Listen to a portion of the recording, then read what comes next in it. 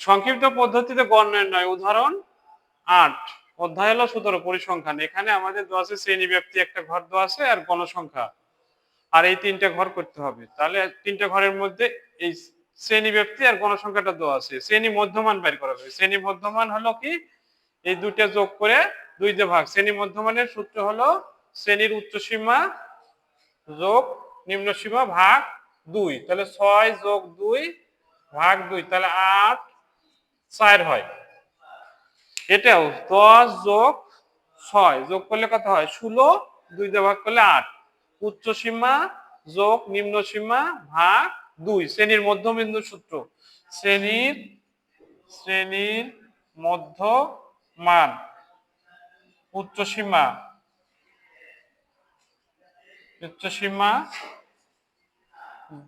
নিম্ন সীমা ভাগ 2, এই সূত্র শ্রেণীর মধ্যমানের।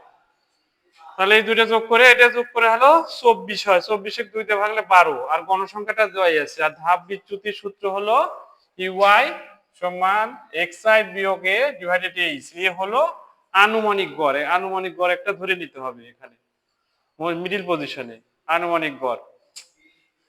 তাহলে এই প্রথম ঘরের ক্ষেত্রে xi হলো 4, আর হলো আনুমানিক গড় এ হলো 20, আর শ্রেণী ব্যাপ্তি হলো 4। তাহলে বিয়োগ করে হলো -16, -16 4 দিয়ে ভাগ করলে -4। এই -4 -3 -2 -1 0 1 2 3, এটা যে শ্রেণীতে আনুমানিক গড় এ ধরা হবে সেটা শূন্য হবে। আর এটি -1 -2 -3 -4 আর 1 2 3, এটা হলো সহজ নিয়ম।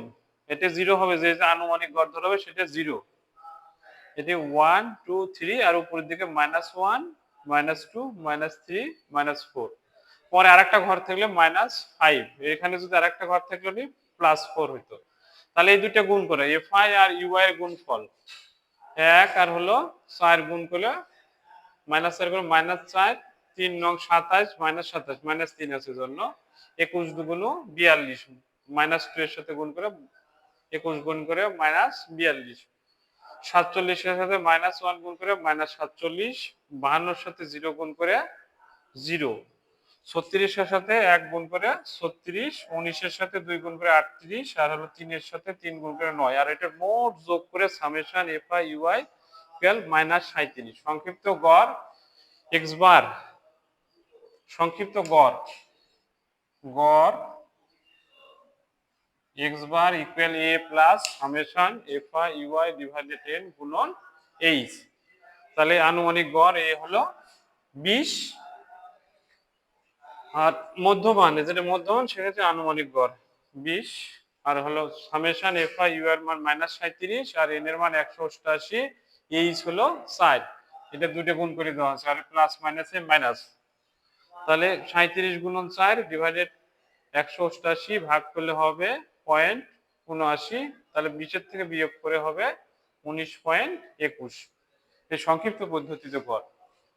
এখানে দুটো ঘর দেওয়া থাকবে, শ্রেণী ব্যাপ্তি আর গণসংখ্যা। আমি সব একবারে লিখে নিয়েছি। মধ্যমান বের করে নিতে হবে, ধাপ বিচ্যুতি বের করে নিতে হবে, আর fi ui বের করে নিতে হবে। এই তিনটা ঘর এক্সট্রা করতে হবে। দুটো দেওয়া থাকবে, শ্রেণী ব্যাপ্তি আর গণসংখ্যা। তাহলে এই সংক্ষিপ্ত পদ্ধতিতে গড় নির্ণয় আলোচনা করা হলো।